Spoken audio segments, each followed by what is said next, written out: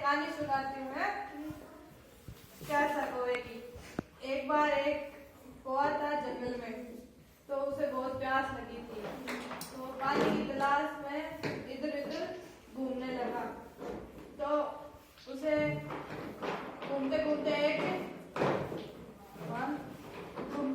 उसे एक मटका दिखा, पर वो उस मटके में ना उसकी पूंछ पानी हाथ नहीं आया। तो उसने काफी देर तक इधर उधर पानी की तलाश की, तो उसने अपना दिमाग लगाया और कुछ पत्थर इकट्ठा किए थे जंगल में से, और फिर उसने एक एक पत्थर उस मटके में डाले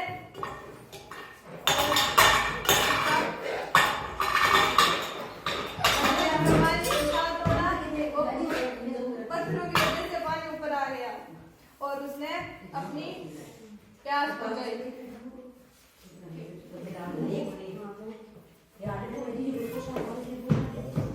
और एक बार एक सियार और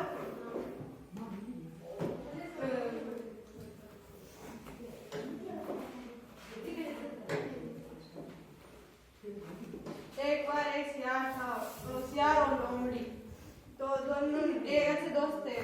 तो एक दिन लोमड़ी ने सियार को अपने घर पर खीर की दावत दी, और सियार तैयार होकर खुशी खुशी लोमड़ी के घर गया था। लोमड़ी ने हंसकर सियार को स्वागत किया और बोली, आओ भाई। लोमड़ी ने थाली में लोमड़ी ने खीर को लेकर सियार के सामने गई, और सियार ने अपनी लंबी चोंच से खीर ने खा चुका। सियार को लोमड़ी तो उस थाली से खीर को धीरे धीरे खा गई, और सियार के कुछ हाथ नहीं लगा। सियार बिना खीर खाए ही घर लौट गया। वह सोचने लगा, लोमड़ी ने उसे ऐसा बेवकूफ बनाया है, मैं भी उसे मजा चखाऊंगा। फिर एक दिन सियार भी अपने घर पर दावत रखता है, और सियार लोमड़ी को वापिस अपने घर पर बुलाता है और सुरई में मछली परोसी, लेकिन लोमड़ी को सुरई में मुंह नहीं गया। सुरई देखो ऐसी होती है ना, मैंने लोमड़ी का मुंह नहीं जा बोल ना, इसे इको जाता रहे, इको लोमड़ी को नहीं जाए ना। तो उसने खीर नहीं, और फिर लोमड़ी बिना कुछ खाए घर लौट गई। इस कहानी से हमें यह शिक्षा मिलती है, हमें अपने दोस्तों के साथ मिल बांट कर खाना चाहिए, किसी के साथ धोखा नहीं करना चाहिए।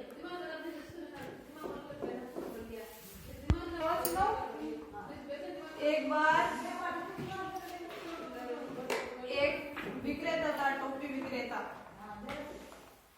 एक गांव में ना वो टोपियां बेचता था। फिर वो गांव जाकर टोपी बेचता था, और हमेशा अपने सिर पर टोपी लगाते रहता था। और बंदर है ना एक दूसरे की नकल करते हैं। तो एक दिन है ना एक वो पेड़ की छांव के नीचे आराम करने लगा, तो उस पेड़ पर वह बहुत सारे बंदर थे।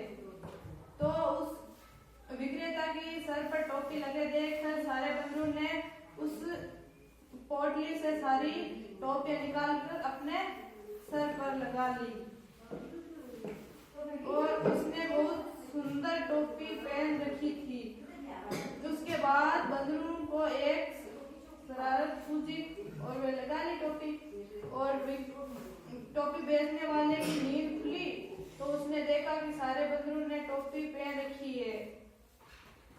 तो वह परेशान हो गया, और कुछ देर तक उसे एक तरीका सूझा। उसने अपनी टोपी उतार कर फेंक दी, फिर सभी बंदरों ने भी उतार कर फेंक दी। टोपी बेचने वाला जल्दी सारी टोपियां इकट्ठी कर और उठाई और अपने थैले में रखकर टोपी वाला खुशी खुशी दूसरे गांव में बेचने चला गया। इस कहानी से हमें यह शिक्षा मिलती है कि मुसीबत के समय समझदारी से काम लेना चाहिए।